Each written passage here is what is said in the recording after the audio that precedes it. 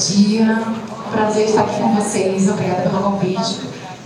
Muito lisonjeada de estar palestrando para um evento onde é organizado pela prefeitura, olha que coisa linda. A gente falar de um tema desse, tão especial, que é a nutrição, o autismo e todo esse tratamento, esse olhar sistêmico.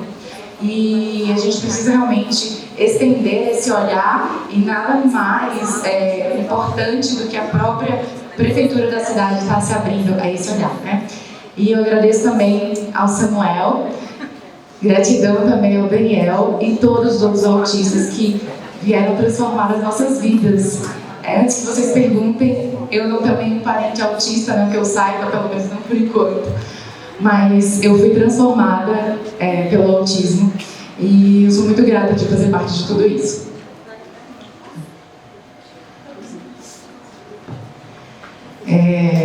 Então, comecei a residência médica, não tinha nenhum autista na família, fazia neuropediatria e, de repente, eu acho que a mesma sensação que vocês estão aqui hoje, uma alma inquieta, onde eu achava que eu precisava de algo mais para poder tratar os meus pacientes, onde eu via famílias tendo várias alterações da sua dinâmica familiar, seus cônjuges se separando das suas mulheres por conta da criança autista, agressiva, e eu não conseguia fazer nada, né? Aquelas duas fórmulas mágicas, que é o risperidona e o aripiprazol, que são os medicamentos liberados para o autista, não fazia sentido, às vezes não funcionava, e eu ficava frustrada. O que mais fazer por eles, né? E foi aí que eu comecei a estudar, e a minha alma inquieta fez com que eu fizesse uma grande caminhada, uma longa caminhada, que eu vim aqui compartilhar com vocês, né, através de cursos não só no Brasil, mas também cursos fora do país. Não tenho nenhum conflito de interesse, todas as informações aqui elas são educativas. E o maior favor que se pode prestar a uma semente é enterrá-la. Então as informações, elas vão servir exatamente de semente, né? Então a gente tem aqui um solo fértil, pessoas abertas, com uma alma inquieta, querendo também saber mais. O que mais a gente pode fazer para essas crianças? E a partir daqui, né, é uma longa caminhada que cada um de vocês podem começar a fazer.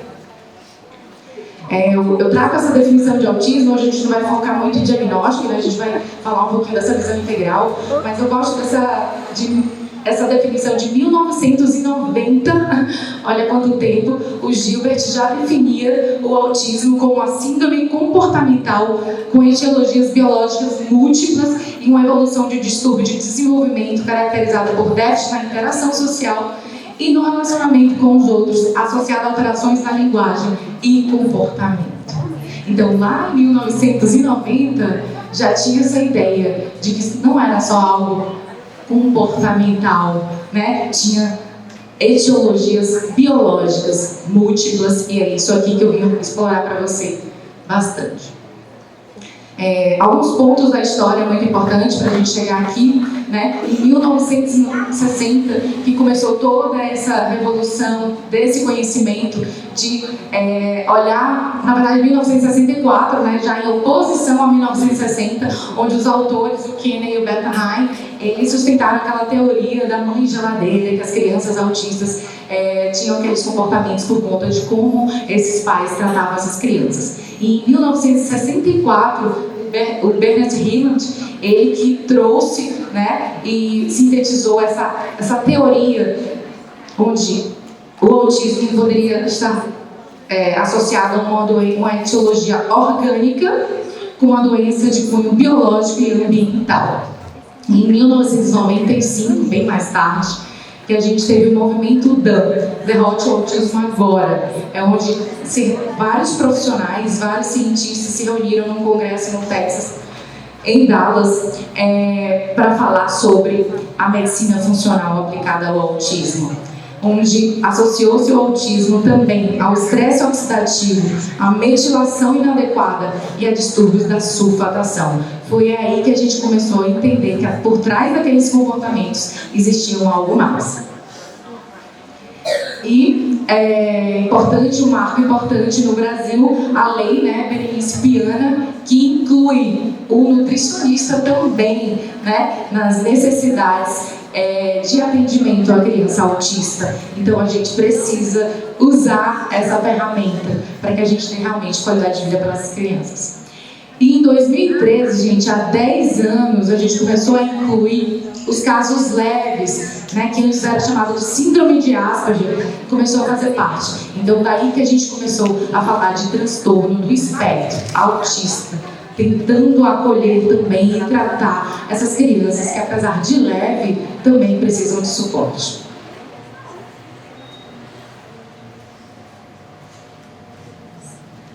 E por que estamos aqui, né? Qual é a relevância de estarmos dedicados a esse momento aqui? Então, gente, nada mais, nada menos. O que está acontecendo com esses números, né? Olha o aumento exponencial de diagnóstico do autismo. De 2000 para 2018, um aumento de 241%. Esse número chama muita atenção. E aí, a gente tem, né, dados mais concretos dos Estados Unidos, onde a prevalência de crianças autistas, né, os dados mais atuais de 2020, é uma criança a cada 36 crianças com diagnóstico de autismo. E o mais interessante, pode voltar, é que pela primeira vez, durante todas essas pesquisas, identificou uma maior prevalência em crianças negras, hispânicas e com menor condições socioeconômicas, porque até então os estudos mostravam que não tinha classe social, que não tinha etnia, que era, né, não tinha essa diferença. Olha, em 2020 já começou a aparecer essas questões. Ainda não se sabe um motivo real, mas eu deixo essa pulguinha atrás da orelha para vocês, né? O que tem de diferente essas condições, né, socioeconômicas, né, e as pessoas negras, as condições que também está relacionada às condições socioeconômicas. E está relacionada ao ambiente e estilo de vida que a gente vai falar aqui. Lembrando que a prevalência ela é sempre feita a gente não tem dados tão reais. Se a gente for parar para pensar, o diagnóstico atual é muito maior esses dados, porque todos esses dados eles são sempre referentes a 4 anos atrás. Então a gente tem uma noção, mas com certeza esses números ainda são maiores. Sendo que a frequência maior é em meninos, né, numa proporção de 4 para 1. E no Brasil a gente ainda não tem dados concretos, mas estima-se que a gente tem mais de 2 milhões de autistas no Brasil e a gente está aguardando, né, o censo incluiu, através dessa lei 13861, de julho de 2019, que obrigou o Instituto Brasileiro de Geografia e Estatística, o IBGE, a inserir o censo. Então a gente está aguardando essas informações mais fiéis. Então, se a gente continuar com esse ritmo, há uma prospecção de que se a gente continuar nesse ritmo, em 2033 seremos uma criança autista para 4 crianças. Esse dado é muito alto, né? Então, por isso que eu falei, comecei a minha palestra falando que eu ainda não tenho diagnóstico de autismo na minha família. Então, a gente tem que se perguntar. Antigamente, até então, a definição do autismo era uma doença psiquiátrica. E com uma doença, então, meramente psiquiátrica e de herança estritamente genética, pode crescer exponencialmente, né? Então, vou dar um exemplo muito claro. A síndrome de Down, que é uma síndrome genética, né? Ela não aumentou de frequência. Não existe essa mudança, esse crescimento exponencial em doenças genéticas. Então, isso assusta realmente. E a gente procura entender o que está acontecendo. Então, tem alguns estudos e algumas especulações sobre tudo isso. E, claro, nós aprimoramos os nossos serviços diagnósticos. Nós temos mais conscientização e nós conseguimos reconhecer mais precocemente esses sinais e dar o diagnóstico. A gente também tem uma redução da mortalidade infantil se a criança consegue viver mais em situações desafiadoras ali nos primeiros anos de vida por conta da tecnologia, da medicina inovadora, mas ela pode ficar com comorbidades, doenças associadas, e isso aumentar o risco do autismo. E a outra coisa muito importante, talvez a mais importante, é aumento do risco ambiental. Mudanças no padrão de vida, mudanças no estilo de viver, no estilo de vida. Isso tudo já tem estudos mostrando que também influencia para o crescimento desses números. Então a gente tem sim uma mudança dos critérios diagnósticos ao longo desses anos. Então em 10 anos para cá, a gente começou a olhar e enxergar aqueles casos leves, aqueles casos onde a criança tinha uma linguagem preservada, não tinha nenhum atraso de fala, pelo contrário, às vezes crianças que têm uma fala rebuscada, crianças que têm boa comunicação, mas têm vários comportamentos repetitivos, várias alterações no seu engajamento social, peculiares, mas que também merecem atenção. Então, por isso também que a gente aumentou esse número de diagnósticos. E outra coisa muito importante é a gente entender que hoje a gente classifica não mais se a criança é autista, mas a gente precisa entender se ela vai ser sendo leve ou moderada ou severa, ela vai fazer parte do transtorno do espectro autista.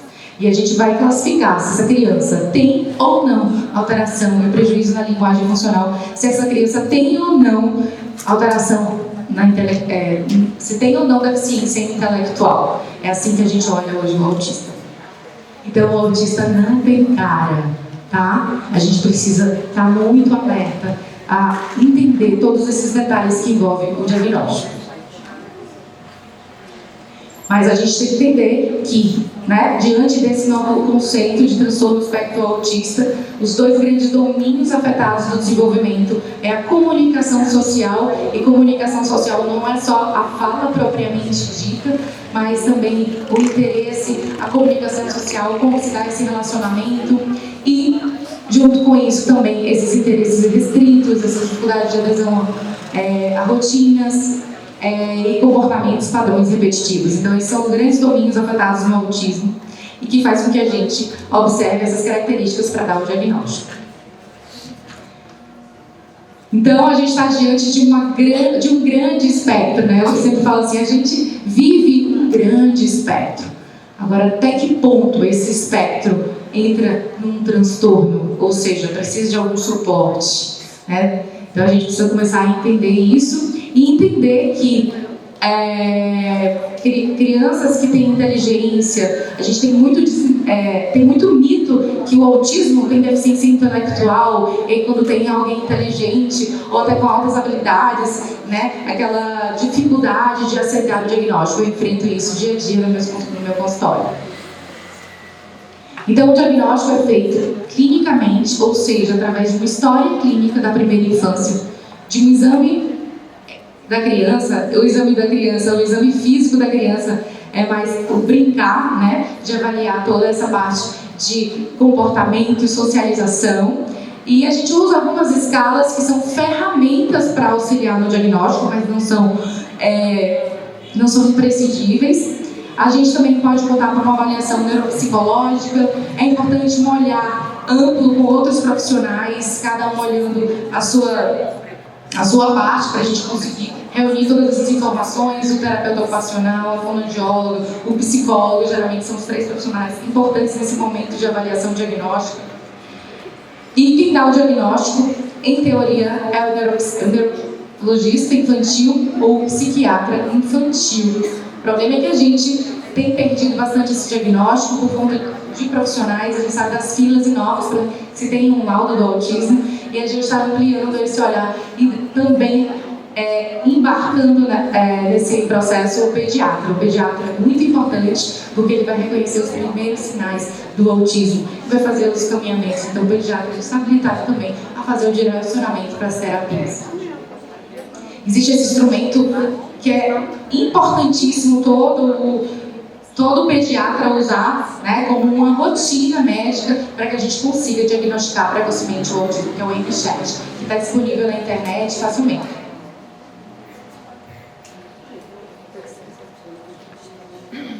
Então, apesar de claramente reconhecidos no primeiro até os 18 meses de vida, o autismo ainda tem um diagnóstico tardio. No Brasil, a gente tem um diagnóstico com a criança já com 4 ou 5 anos. Isso quando não é com 10, com 11 e com 12, que a gente sabe que também é uma realidade para quem tem mais difícil acesso à saúde.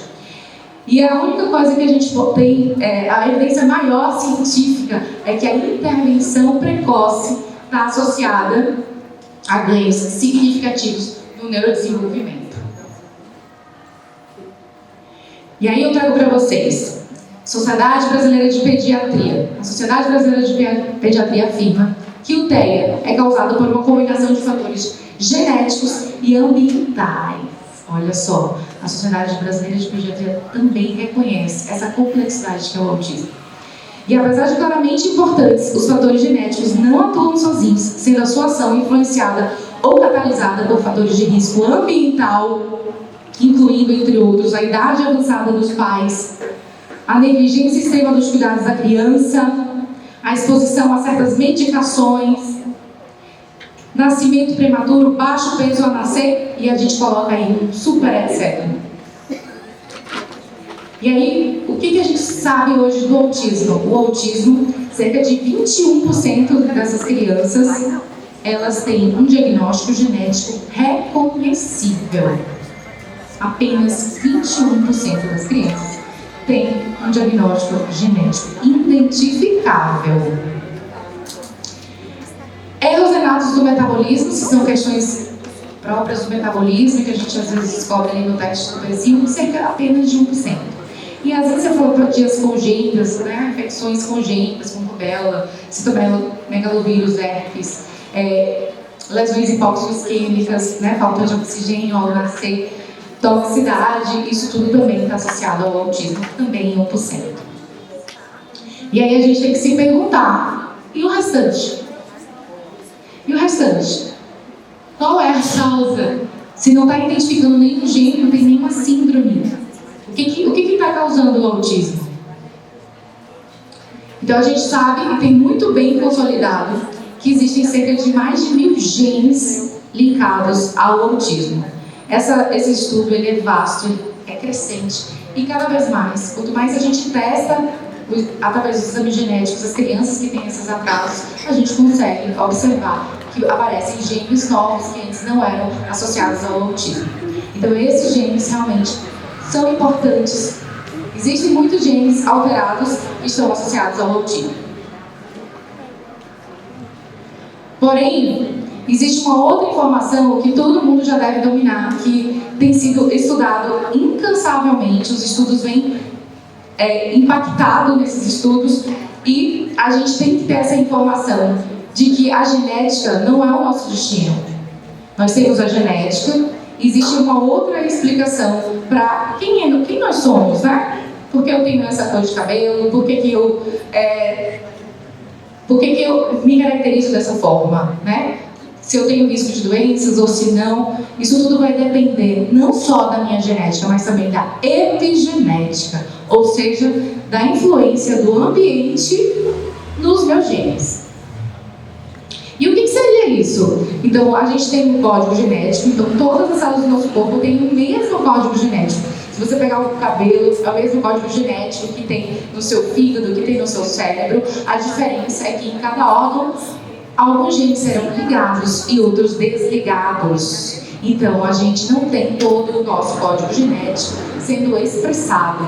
Alguns genes estão lá quietinhos, silenciados, e outros estão ativados. E esse liga e desliga, ele é influenciado pelo ambiente, pelo estilo de vida, pela poluição ambiental, uso de drogas, prática de exercícios ou sedentarismo, contato com várias substâncias hoje que a gente está exposto, as toxinas ambientais, a alimentação. Então a gente tem que entender que a genética é a influência do ambiente, do estilo de vida sobre os nossos genes. Então nem todos os nossos genes são expressos. E o mais interessante é que ela é hereditária em até 3 gerações. Olha só. E outra coisa, ela é reversível. É aqui que a gente vai agir, é aqui que a gente pode atuar. A gente não vai ficar brigando com a genética, a gente não tem como mudar o parafuso e mudar a nossa genética. Mas a expressão da nossa genética, como esses genes se manifestam, é feito através do estilo de vida, pelo ambiente. Isso é reversível, eu posso mudar, eu decido mudar. Então, mudar o nosso estilo de vida não é só por nós, é por toda uma geração, por 3 gerações. Se a gente não mudar o estilo de vida agora, a gente está sendo egoísta. Quem a gente quer povoar no mundo? Né? Então a gente precisa mudar o nosso estilo de vida agora. Não é só para quem é autista, não. Não é só para a família que tem autismo. É para todo mundo. Né? A gente está pensando em todas as doenças crônicas não transmissíveis na atualidade que vem em crescimento. Diabetes, câncer, doenças autoimunes, obesidade. Então a gente precisa mudar o estilo de vida, porque a epigenética ela é transmissível em até 3 gerações. É dável. E, exemplo, para ficar bem simples, por exemplo, uma avó, se ela tem o hábito do tabagismo, o que acontece? Isso aumenta o risco da neta dela de ter obesidade. Então, um hábito de vida de uma avó lá na 3ª geração. Olha que interessante. E outra coisa, essa epigenética, gente, não é só a mamãe que tem que se cuidar na hora de gestar, não, tá? Não é só a mamãe que tem que se preparar para ter filho, não. A epigenética também é dada pelo pai. Então, o casal precisa se planejar ter filhos. Planejar como é que vai ser o estilo de vida dele para poder gerar uma vida.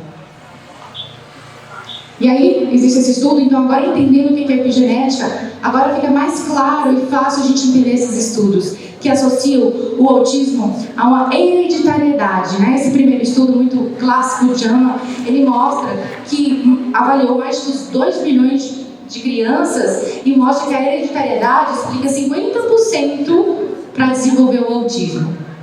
E aí, mais tarde, esse outro estudo multicêntrico em 5 países, em 2019, aumentou ainda mais. Aí, na época, todo mundo colocando nas redes sociais: o autismo é genético, não tem essa coisa de alimentação, é tudo balela. Mas vamos lá interpretar. Agora a gente tem que ter acesso à informação, olha só.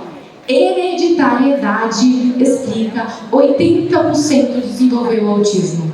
E o que é hereditariedade?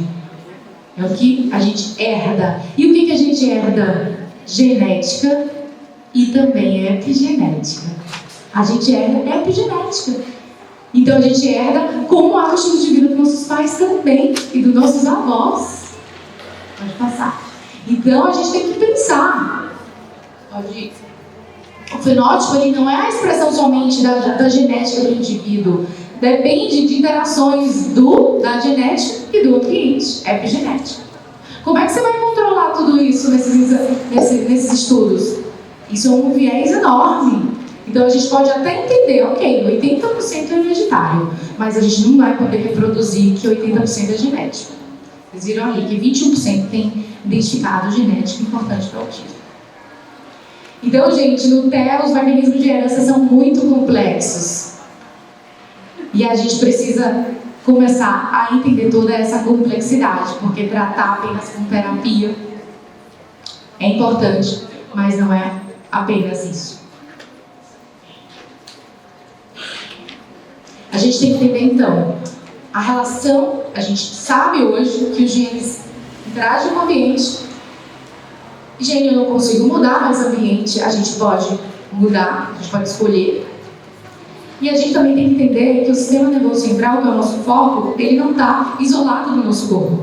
Ele é uma rede integrada com outros sistemas. Então, o sistema nervoso central está o tempo todo se relacionando com o sistema imunológico, com o sistema gastrointestinal e com o sistema metabólico. Se eu não tenho um funcionamento adequado de todos esses sistemas, como é que eu quero que o sistema nervoso central tenha o seu melhor desempenho, o seu melhor funcionamento? É por isso que a gente tem que começar a olhar não só para comportamento, para cérebro, a gente tem que começar a olhar para saúde. Então, nossos genes não são o final da nossa história. Volta. E nós não somos reféns da nossa genética. Ficou bem claro isso. Essa é a informação mais valiosa que vocês podem ter aqui hoje. Então, a gente também tem conhecimento de como é que essa epigenética, essa tal epigenética atua. Então, existe um momento mais importante do desenvolvimento de um indivíduo, que isso é influenciado, que é os 1000 dias de ouro. Alguém já ouviu falar sobre isso? Mas é um tema ainda já bastante abrangente, onde é um período que compreende a gestação até os 2 primeiros anos de vida dessa criança. E é neste momento que a gente tem uma verdadeira janela de oportunidades. É porque 80% do sistema neurológico, imunológico e metabólico estão sendo formados nesse momento. 80% do cérebro da criança já está formado quando tem 2 anos de idade. Então, o momento de intervir e de agir nesse ambiente é principalmente nesses 1000 dias de ouro. E esse período envolve muitas questões. Esse período envolve os hábitos de vida maternos, a nutrição materna, se a mãe está exposta a toxinas ou não, se a mãe usa medicamentos ou não. A via de parto, hoje todo mundo quer escolher cesárea por opção porque tem medo da dor. E aí as cesáreas são feitas de forma indiscriminada e isso você perde aquele momento, além daquela descarga de hormônios que é o trabalho de parto, e isso é importante para esse bebê. A outra coisa muito importante é que ele perde aquela passagem deglutindo a flora vaginal dessa mãe, que é importante para a microbiota intestinal desse bebê e que influencia no comportamento. Se a criança tem acesso ao leite materno ou não, como é que é a criança, como a alimentação da criança, quais são os hábitos de vida da criança, a criança está na natureza, a criança está na tela, a criança tem exposição a toxinas, a criança usa antibiótico de forma repetitiva. Então, tudo isso influencia no sistema imunológico, metabólico e neurológico da criança. Então, olha só, que período importante, que é o período principalmente até os 2 anos de vida, mas hoje a gente já está expandido para os 5 anos de vida, onde você tem essa proliferação neuronal sendo bem elevada. Mas aqui também pode passar. E aqui também mostra não só o desenvolvimento cerebral nesse período, gente, mas como eu falei, o sistema imunológico, o sistema gastrointestinal, também todo mundo aqui sendo formado nessa época tão importante. E além do sistema nervoso central, além do sistema imunológico e metabólico da criança estar sendo desenvolvida nesse momento, a gente tem a microbiota, que ela está mais ou menos estabelecida quando a criança completa 2 ou 3 anos. A microbiota são os bichinhos que habitam o nosso intestino e nosso corpo, principalmente o nosso intestino. E essa microbiota ela é definida por todos esses fatores que eu falei, que envolvem a nutrição materna, infecções maternas, via de parto, aleitamento materno ou não, dieta da criança, exposição de toxinas ambientais, uso recorrente de antibióticos. Então, isso tudo é importante para a microbiota também. Então, a gente tem agora uma outra situação. A gente viu que a genética é importante, a gente viu que a epigenética é importante, o estilo de vida é importante, e agora temos outra peça importante para o desenvolvimento, que é a microbiota intestinal. A microbiota, em geral, elas estão atuando o tempo inteiro para a nossa saúde, ou para aumentar o risco de doenças, ou para nos dar saúde. Então, existem alguns artigos linkando realmente essa epigenética, né, todas as adversidades que acontecem no período pré-natal, como toxicidade, infecções, contribuindo para as desordens do neurodesenvolvimento, para a esquizofrenia, depressão e também para o autismo. Outra coisa a saber é que a placenta materna é um verdadeiro órgão de excreção para a mãe. Então, tudo que ela entra em contato também é excretado pela placenta e vai para o feto. Então, se ela estiver exposta a metais tóxicos, se ela estiver exposta a outras toxinas, isso vai levar a disfunções placentárias e efeitos no crescimento intrauterino e também no neurodesenvolvimento. A placenta como órgão excretor para a mãe, acumulando mercúrio, chumbo, materiais radioativos, pesticidas. Então, claro que é importante cuidar dessa gestante, evitar essas toxinas ambientais. Outra coisa muito importante, o peso da mãe, se a mãe tem diabetes ou não, se tem alteração de glicemia. Isso aumenta 2,3 vezes o risco de ter crianças com atraso do neurodesenvolvimento. Como a gente não entender isso, gente? Tem tanto estudo. tantos estudos evidenciando essas alterações metabólicas, imunológicas, infecciosas, exposição a toxinas maternas até os 2 anos de vida. Tudo isso, claro que influencia nesse sistema imunológico, metabólico e neurológico. Outra questão muito interessante eu quis trazer para você na atualização mais recente do Congresso dos Estados Unidos, onde até a febre, sem infecção, ela pode ser um fator de risco para alterações do neurodesenvolvimento. Principalmente se ela acontecer no 3º trimestre, porque há alguns estudos mostrando que a febre libera a interleucina 6, que é uma citocina inflamatória que ativa o sistema imunológico do sistema nervoso central, que é a micróglia, ou microglia. Então, a descoberta de que a gente tem um sistema imune no sistema nervoso central também possibilitou essa ideia de que se a gente tem um sistema imunológico lá no sistema nervoso central desregulado, a gente vai ter alguns problemas relacionados a isso, Então, a febre aumenta a interleucina 6, causa distúrbios imunológicos, ativando essa micróglia, e isso atrapalha o crescimento neuronal, a neuroplasticidade. E a febre do 1º trimestre aumenta o risco também de defeitos do tubo neural, mas essa é corrigida com doses não cavalares de 5 mg, mas doses pequenas de ácido fólico. E aí, será que a gente faz então diante de uma febre? A febre geralmente é indicado o uso do paracetamol, mas o paracetamol não é uma medicação segura. Tem estudos relacionando o paracetamol também a atrasos do desenvolvimento na prole. Além de malformações genitais, puberdade precoce. Então, existem vários estudos demonstrando o perigo de usar o paracetamol no desenvolvimento não só neurológico dessas crianças, mas também malformações genitais. Como eu falei para vocês, a interleucina 6 é uma chave hoje bastante estudada, é uma citocina inflamatória relacionada à inflamação. E se a mãe tiver não só febre, mas todos os outros problemas de saúde relacionados ao aumento de interleucina 6, então, diga-se de passagem, as doenças autoimunes, isso ativa a micróglia, que é o sistema nervoso central, o sistema imunológico do sistema nervoso central, e isso gera anormalidades no neurodesenvolvimento desse feto. Então, gente, eu trouxe alguns exemplos, alguns estudos linkando todas essas relações, mas essa lista é muito vasta. Eu passaria aqui semanas falando de cada uma delas. Mas é importante a gente entender que o cérebro ele não está isolado do nosso corpo e que ele está se expondo ao tempo inteiro a essas questões, e isso pode gerar desregulações imunológicas e isso atrapalhar a forma como o cérebro se multiplica, a forma como o cérebro se conecta, porque a gente tem uma rede de neurônios que se conectam, e o maior problema é esse processo de proliferação neuronal e essa conectividade cerebral que esses fatores externos podem atrapalhar. E aí? A gente entendeu a complexidade do autismo, envolvendo genética, epigenética, microbioma.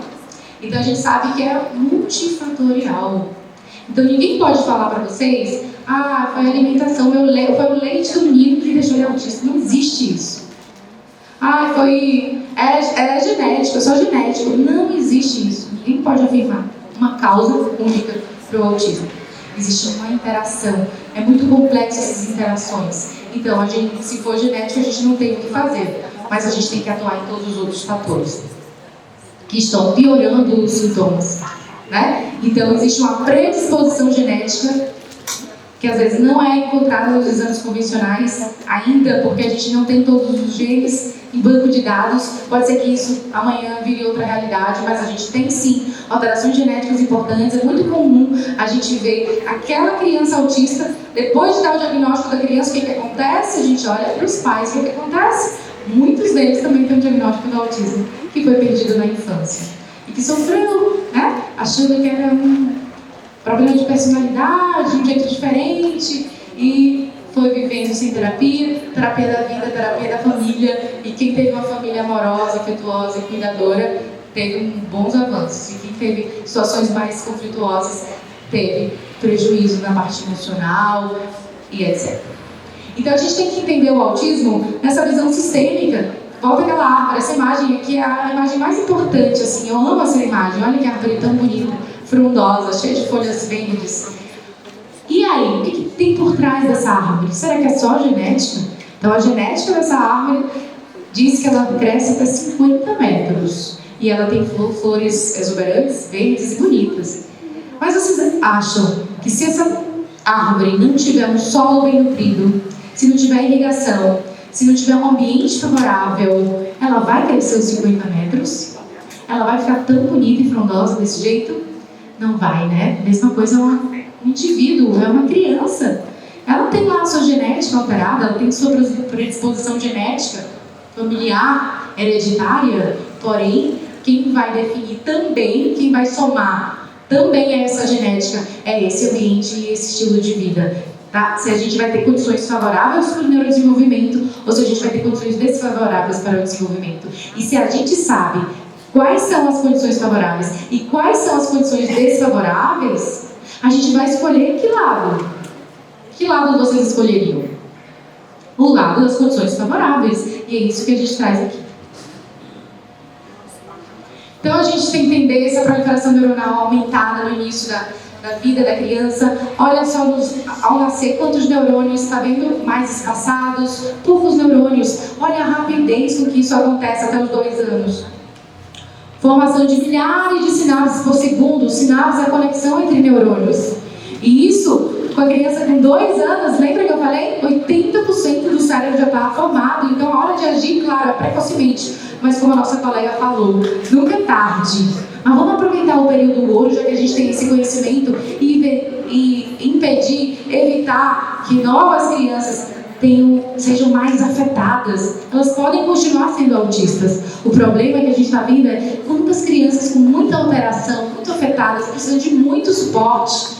O serviço de saúde não está dando nem conta de tanta criança precisando de suporte. A gente tem que diminuir esse suporte e cuidar desse ambiente, é fundamental.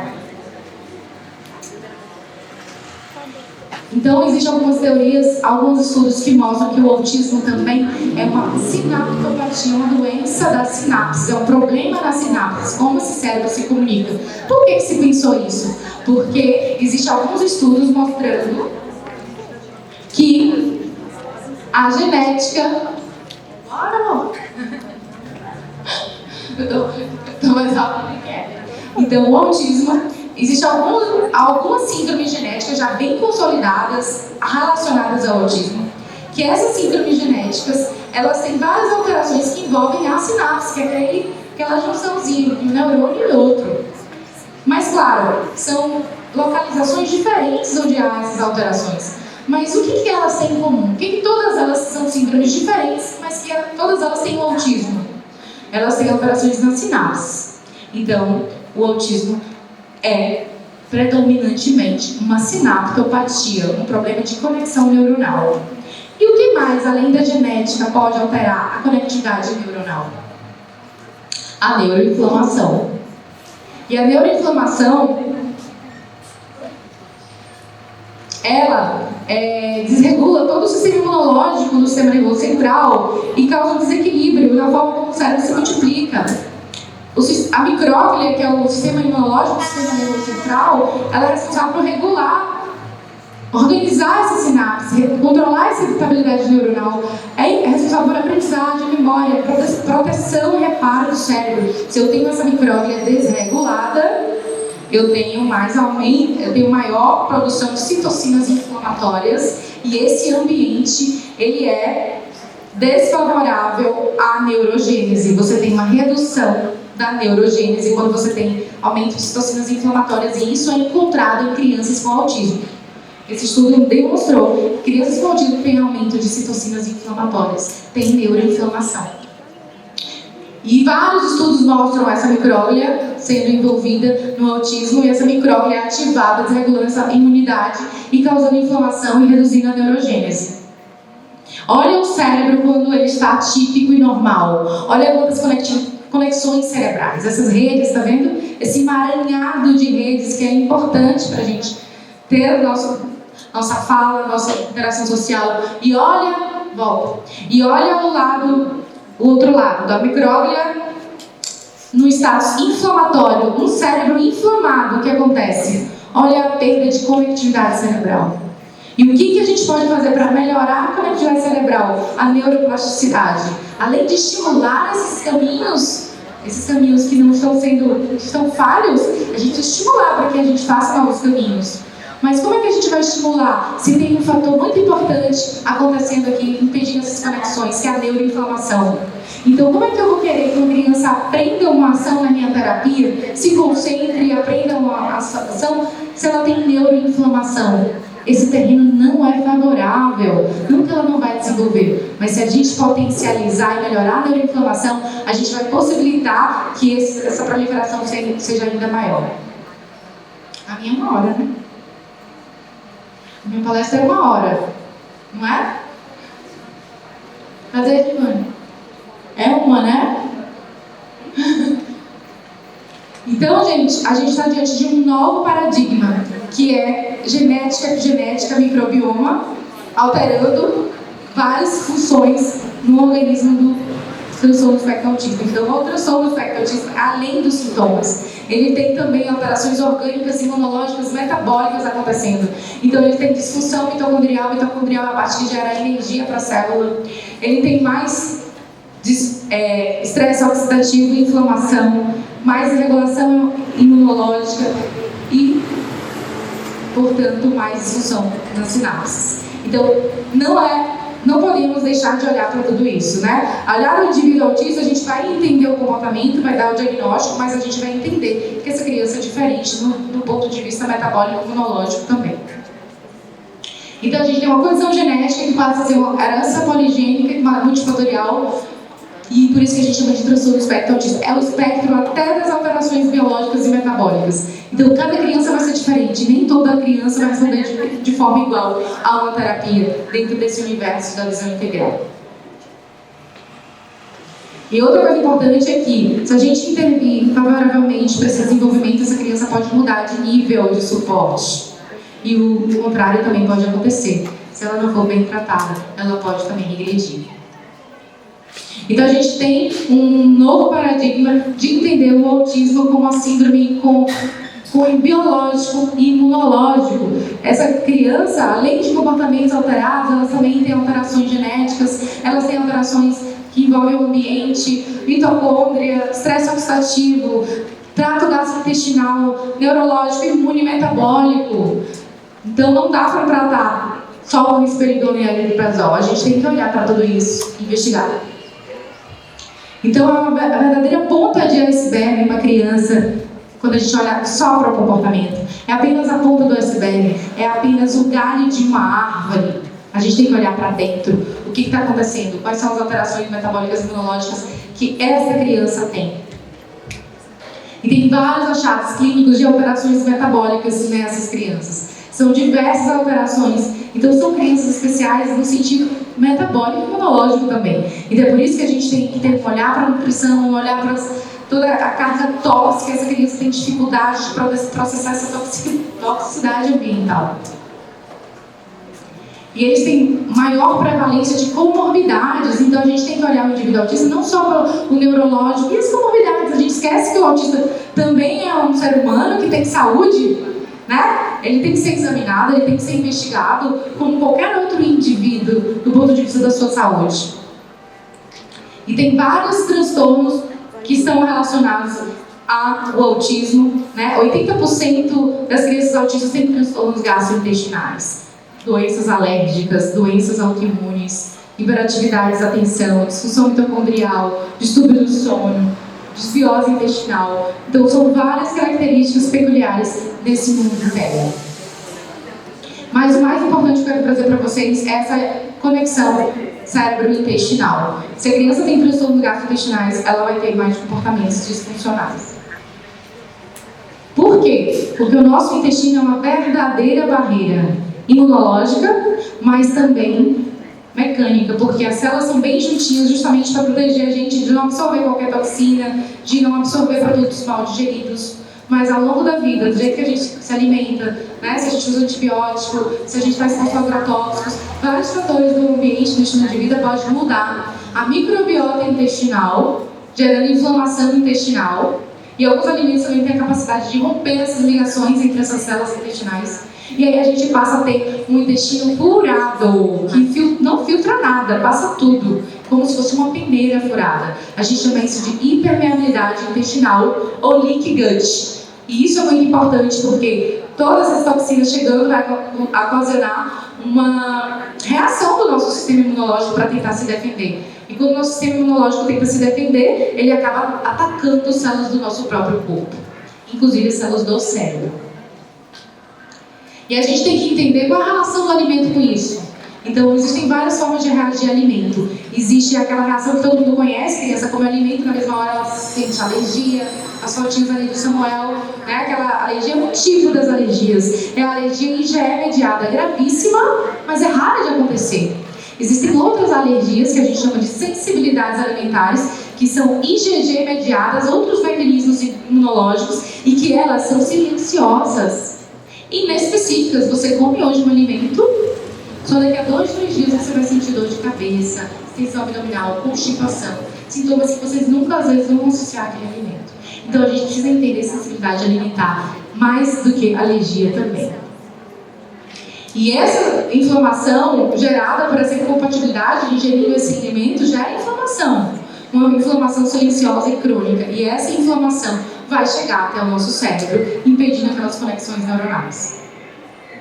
Então existem vários sintomas de sensibilidades alimentares que você nunca associou, né? Quem vai associar uma alteração de comportamento, de humor, ansiedade, depressão a uma sensibilidade alimentar? Então são sintomas inespecíficos. E a gente precisa saber que também existe esse tipo de alergia alimentar. Porque as pessoas vão falar assim pra você: ai, eu como glúten e não sinto nada. Ai, eu tomo leite, tá tudo bem, não tenho nada. Vai investigar mais, vai olhar. Não tenho constipação, não tenho diarreia, uma disfunção abdominal, dificuldade de dormir, acorda toda hora na noite pra pedir mamadeira, né? Alguma coisa a gente vai achar. Então, gente, o alimento mais relacionado à inflamação intestinal e inflamação cerebral é o glúten. O glúten tem uma proteína chamada gliadina. Essa gliadina, ela gera mais hipermeabilidade intestinal. E essa sensibilidade que eu estou falando para vocês acontece com o glúten. E a sensibilidade ao glúten, que não é a doença celíaca, que aí já é outro problema, então a gente tem que ter essa divisão. Então, o celíaco é uma coisa, sensibilidade ao glúten é outra. E se a gente tem dificuldade para reconhecer a doença celíaca, imagine para reconhecer a sensibilidade não celíaca ligada ao glúten, né? 11 anos para diagnosticar a doença celíaca, ninguém estava diagnosticando até então a sensibilidade ao glúten. E aí estima-se que 3 milhões de americanos sofrem de doença celíaca e 18 milhões sofrem de sensibilidade não celíaca ligada ao glúten. Acho que todo mundo aqui nessa sala, a gente precisa duvidar, porque o glúten é muito inflamatório. Pode passar. Por causa da gliadina, essa proteína do glúten, que ela gera uma abertura dessas barreiras intestinais, aumentando a zonulina e faz com que nosso intestino vire uma verdadeira peneira furada. Vai entrar tudo e também o sistema imunológico vai reagir a tudo e a todos e vai gerar muita inflamação para o nosso corpo. Então, a sensibilidade ao glúten, gente, é uma doença autoimune com manifestações diversas, não só gastrointestinais. Várias pesquisas mostrando hoje essa nova entidade patológica que é a sensibilidade não celíaca ligada ao glúten. Não é moda, tá? Tem estudo. Outra proteína muito inflamatória é a proteína do leite de vaca. A proteína do leite de vaca, as proteínas, e não estou falando da tadinha, coitadinha da lactose, que é o açúcar do leite materno maravilhoso. Baixo índice glicêmico, todo mundo fala mal. Tem nada a ver, a lactose é uma maravilha. O problema, quer dizer, não é maravilha para os adultos, porque crianças geralmente não tem, a gente vai perdendo essa capacidade de digerir a lactose, porque a gente não é para mamar depois que a gente vira adulto. E aí a gente tem a intolerância à lactose. Mas quando a gente fala de inflamação, a gente está falando das proteínas do leite. Então não vale tirar o leite, tirar a lactose. Ah, eu vou agora consumir leite sem lactose. Não é isso. É tirar todos os produtos animais lácteos. A caseína, ela estimula uma região específica do cérebro, que é a região opioide. Isso gera vários problemas de saúde. E outra coisa importante, pode passar, a teoria do excesso dos opioides. Então, tem alguns estudos mostrando que crianças com autismo, é uma biologia bem complexa, né? Mas a criança com autismo, o indivíduo com autismo, ele tem uma dificuldade de processar essas proteínas do leite. Ele tem uma dificuldade de processar, e quando ele processa essas proteínas do leite, ela vira outra coisa. Essa outra coisa, chamada caseomorfina, gera vários problemas, como inflamação intestinal, mudança da microbiota intestinal, aumento de alergias alimentares a outros alimentos. E olha que coisa mais interessante, pode passar. Essa redução, a criança com autismo tem a redução dessa enzima que degrada essas proteínas do leite, que é a TPP4, e por isso fica circulando ali no cérebro essa caseína, essa caseomorfina nessas crianças. E olha o que acontece. Pode passar? Esse aqui. Então, olha o que acontece. A caseomorfina do leite de vaca e do glúten também tem ação opioide. Pode exacerbar sintomas do autismo ou até desencadear sintomas do autismo. Então, nem tudo está na conta do autismo. Então, esse estímulo opioide da caseína e do glúten gera vício, seletividade alimentar, falta de sensibilidade à dor. É como se fosse a morfina. Lembra o remédio de dor bem forte? As pessoas ficam até viciadas na morfina. É como se essas crianças estivessem dopadas com a morfina. Então, elas têm vários sintomas por conta desse estímulo opioide. E aí existem alguns estudos que mostram essas intervenções que envolvem dieta, suplementos no autismo, essa visão integral. Essa dieta sem glúten e sem leite, ela melhora os comportamentos e sintomas gastrointestinais se a criança não tem dor, não tem constipação e diarreia. Isso já é muito para quem é autista. A cetogênica ainda tem poucos estudos. Os probióticos também melhoram o trato gastrointestinal, consequentemente melhora o comportamento. Existem outras dietas também, mas com poucos estudos. A B12 é uma vitamina muito importante que melhora os comportamentos autísticos. E a suplementação na gestante também é importante. Por conta desse eixo cérebro-intestinal, essa conectividade cérebro-intestinal. Então, se a gente trata o trato gastrointestinal, a gente melhora sintomas comportamentais. Outros estudos mostrando também que as terapias com dieta podem melhorar sintomas centrais no autismo, porque agem na causa fisiológica, no fator mais importante fisiológico, que é a neuroinflamação. E a dieta também, sem glúten e sem caseína, são propícios a melhorar os comportamentos sociais. Tem várias evidências de dieta, são poucas, não são como a gente gostaria, porque não tem um interesse financeiro em financiar terapia com dietas, mas existem vários estudos menores mostrando que quando a criança tira o leite e o glúten da dieta, pode ir passando. Aí é um estudo de revisão. Pode passar. Conclui que quando a gente faz uma estratégia dietética para essas crianças, elas melhoram principalmente a comunicação, a hiperatividade e a atenção. Vale a pena tentar? Ou vocês querem ir logo para o menino ficar quietinho? Então a gente precisa pensar, existe uma estratégia nutricional. Pode ser que não dê certo. Vai que não dá. Mas você tentou. Se existe essa possibilidade, se existe uma possibilidade da nutrição deixar a criança mais atenta, menos hiperativa e melhorar sua comunicação, é lógico que todos os médicos deveriam indicar essa estratégia. Pelo menos começar por ela. E hoje, os dois medicamentos, né, que tem uso no autismo é para controlar apenas a irritabilidade no autismo e a agitação. E eles não são inócuos, eles têm efeitos colaterais. Aumenta a prolactina, altera o açúcar, o metabolismo de açúcar, glicemia, colesterol. Então a gente tem que sim pensar nessa possibilidade. E outra coisa muito importante é que os estudos também mostram que essas crianças têm marcadores de que têm ciclos bioquímicos bem complexos, que eu só vou pincelar aqui para vocês, né? Senão vão surtar depois. Mas existem ciclos bioquímicos também são alterados nesses indivíduos PEA, pode passar, que envolve o ciclo da metilação. Vocês vão ouvir falar muito sobre esse ciclo, porque é muito importante. Quem trabalha com autismo tem que entender de metilação. A metilação envolve outros ciclos bioquímicos que, resumidamente, é importante para os processos de detoxificação, eliminar toxinas, então esse ciclo tem que estar funcionando bem, e é importante para o processo de produção de neurotransmissores do foco e da atenção, serotonina e dopamina. Neurotransmissores também do bem-estar. Então, se eu tenho desregulação nesses ciclos, eu vou ter piora dos meus comportamentos. E tem como a gente melhorar esses ciclos bioquímicos? Tem, vamos lá. Então, existem várias enzimas que podem estar mutadas, então a gente tem como identificar. A principal é a MTHFR,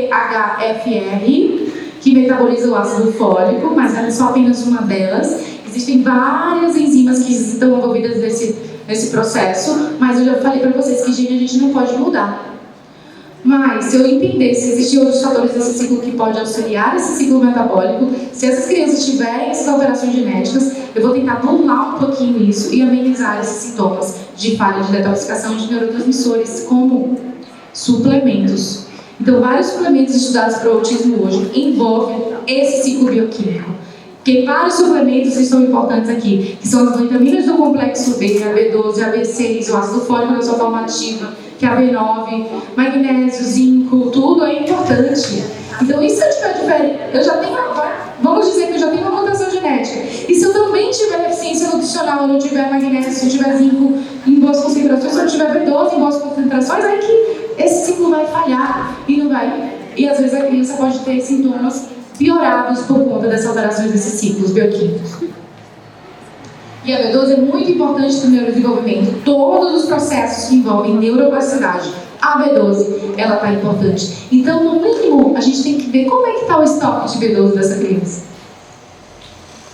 Porque, inclusive, existe uma síndrome, a síndrome de Babi, que é uma síndrome autismo-like, que é por deficiência de B12. Depois a B12, a criança melhora. Então, nem tudo é autismo, né? A gente tem que investigar antes disso tudo. Então, existem estudiosos falando sobre o autismo, a gente já está acabando, e vários estudiosos têm estudado sobre como é que seria se a gente fizesse a suplementação dessas vitaminas, se isso refletiria no comportamento da criança, pode ir passando, e os estudos têm mostrado que sim, que elas melhoram os processos de detoxificação quando a gente suplementa essas vitaminas em doses um pouco mais elevadas. Isso é um tratamento médico, mas se a gente conseguir dar um suporte mínimo, a gente também já vai estar impactando, né? Melhora os mecanismos de detoxificação e também melhora comportamento. Além de... Pode ir. Melhora a capacidade de ventilação, detoxificação, associada às melhoras clínicas, melhoras também no comportamento, pode passar. Então, esse estudo de 2016 mostra uma coisa fundamental. Essas altas doses, nesses estudos, mostram que a B12 é bem tolerada. Então, não é algo que a gente tenha que ter medo, né? Porque o risco de efeitos colaterais eles são pequenos. E resolve com a retirada da suplementação. Também esse outro estudo mostrando, pode passar, que doses maiores de ácido folínico ou metilfolato pode passar, está relacionada, pode passar 2 vezes, a melhora na comunicação verbal, mas também no comportamento estereotipado, hiperatividade, fala inadequada. Então tem diversos estudos mostrando a importância desses ciclos e desses suplementos para melhorar os ciclos. Mas se eu melhoro os ciclos, eu também melhoro a clínica. Então, gente, medicamentos bem tolerados que têm alvo nesses processos que eu expliquei para vocês precisam ser, a gente precisa ser estudado e são extremamente necessários. Também a gente tem que, só para finalizar, existem outras questões que envolvem o autismo e que pioram os sintomas de autismo, como as alergias, as atopias, dermatite, rinite. A gente tem que tratar tudo isso, pode passar. As alergias, elas pioram, liberam substâncias como histamina. A histamina está relacionada a vários sintomas, não só de sistema nervoso central, pode passar. Mas a histamina é um fator que a gente tem que tratar e tem que olhar. Pode passar. Pode passar. A vitamina D também, tem estudos falando que a criança com autismo tem doses baixas de vitamina D, elas têm piores sintomas, ou essas crianças têm alterações genéticas nos receptores da vitamina D e elas precisam de ter suplemento, né, em doses, em níveis bons e ótimos para poder... Isso melhora os sintomas dessas crianças. melhora a parte imunológica, a vitamina D é muito importante para a imunidade, logo melhora toda essa questão da inflamação também, pode passar. Também tem estudos que envolvem a ocitocina, que é um hormônio importante para o comportamento social, e algumas crianças, não todas, mas algumas podem se favorecer do uso da ocitocina se essa criança tiver algum déficit relacionado à ocitocina. Então a gente tem que, às vezes, testar também se é a criança é mais isolada, com mais dificuldade social. E aí, depois disso, a gente tem que entender, pode ir passando, a gente tem que fazer a avaliação de exames, avaliar a audição dessa criança, é importante para todas as crianças com atraso de fala, observar os exames genéticos, pedir os exames genéticos e pedir todos os exames que avaliem tudo isso que eu falei, todos os nutrientes, toda a parte imunológica, toda a parte de tireoide, metabólica, infecções e tudo mais. Outras avaliações a gente pode ter também, que são avaliar os metais pesados. A gente consegue fazer esses exames através do fio de cabelo. Olha só esse exemplo aqui, o alumínio dessa criança, lá em cima, o alumínio é neurotóxico. Como é que a criança está relacionada a alterações de comportamento, agressividade em crianças. Então a gente tem que olhar para tudo isso. E tem várias outras formas de a gente investigar toda essa bioquímica dessas crianças. Então, diante dessas evidências científicas, neuroinflamação e todas as alterações imunológicas, o que mais a gente pode fazer? Além das terapias, pode passar.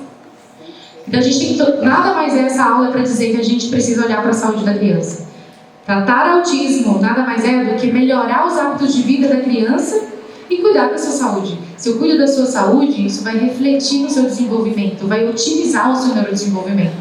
E tem várias estratégias que incluem isso. Desde a alimentação até a redução da exposição de toxinas ambientais. Então a gente vai falar nas outras palestras sobre alimentação, sobre a retirada desses alimentos inflamatórios, alimentos processados, industrializados, açúcar, tudo isso influencia na inflamação. Redução da contaminação por esses contaminantes ambientais, esses metais tóxicos, esses produtos dos plásticos e tudo isso. Outra coisa importante é cuidar com as micotoxinas que estão em alguns alimentos. E as micotoxinas também geram mais inflamação, os fungos estão por todas as partes, pode passar. O fungo também é um desregulador imunológico muito importante que a gente tem que olhar e tem que tratar, pode passar. E por fim, o tratamento ele é multidisciplinar, ele envolve não só o médico, o neuropediatra, mas o fono, o terapeuta ocupacional, o psicólogo, o psicopedagogo, a psicomotricidade, fisioterapia e, principalmente, não menos importante, o nutricionista.